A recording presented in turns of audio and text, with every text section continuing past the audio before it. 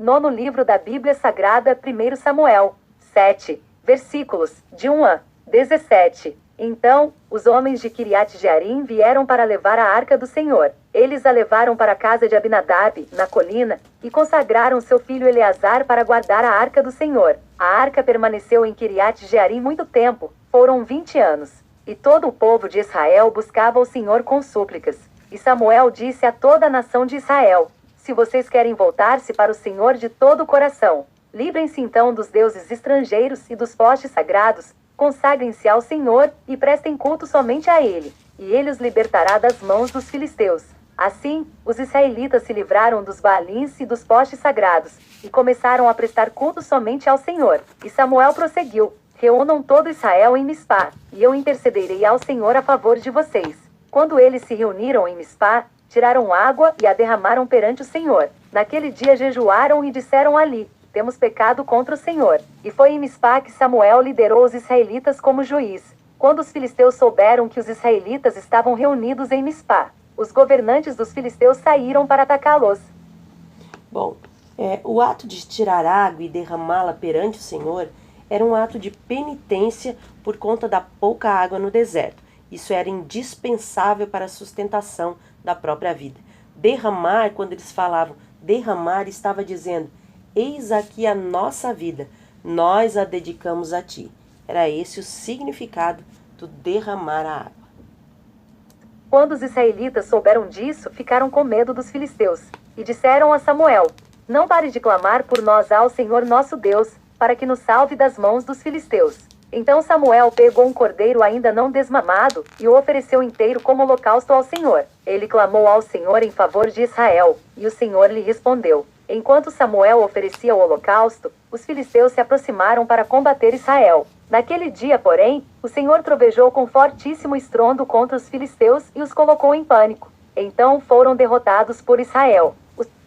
Bom, enquanto Samuel oferecia o cordeiro, os filisteus se aproximavam para atacar, mas naquele momento, de súbito, houve uma espécie de intervenção divina, que, ao que tudo indica, manifestou-se sob a forma de violenta tempestade que desbaratinou totalmente, completamente os filisteus. Joséfo diz ser o cumprimento da profecia de Ana em 1 Samuel, capítulo 2, versículo 10.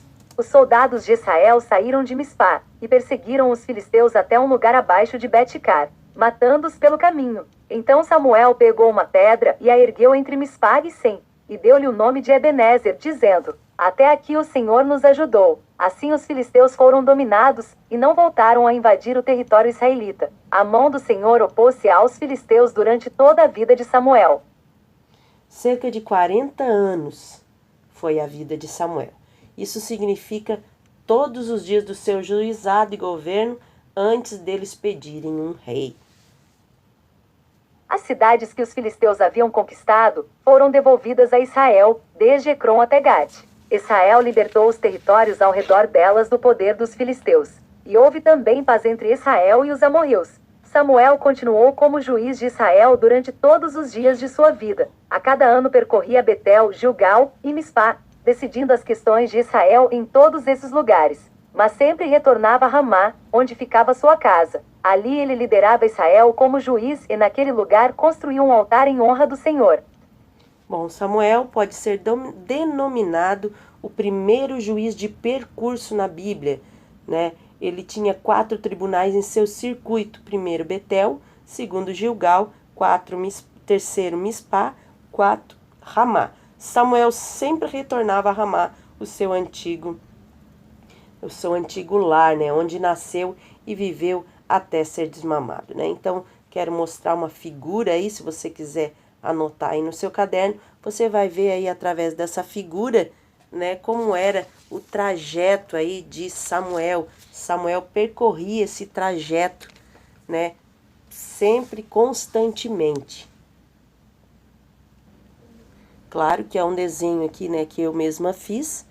Você pode fazer da maneira que você quiser, colorir também da maneira que você quiser, né? E só para você entender também por que Samuel era considerado aí, então, o primeiro juiz de percurso.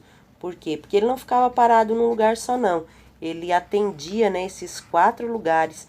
Ele ficava andando constantemente, né? Para você aí, ó, ver como era mais ou menos assim, né? Samuel, ele passava, então ele saía de Ramá, onde nasceu, ia para Betel, depois para Gilgal, depois para Mispá e retornava em Ramá. E assim ele ficava se locomovendo durante todo o seu governo, né, como juiz de Israel durante 40 anos. Isso antes do povo então pedir, né, que ele fosse substituído, né, que eles queriam um rei. Que Deus abençoe a sua casa, a sua vida, a sua família, a sua saúde e o seu ministério, em nome de Jesus. Fim do capítulo. Som da Bíblia apresentou o livro. Por favor. 1 Samuel 7. Ninguém merece. Então, corta essa parte, Lana. Ah, a Lana gritando lá no final. Nem dá pra ouvir, tá? Bem feito. Então vamos lá.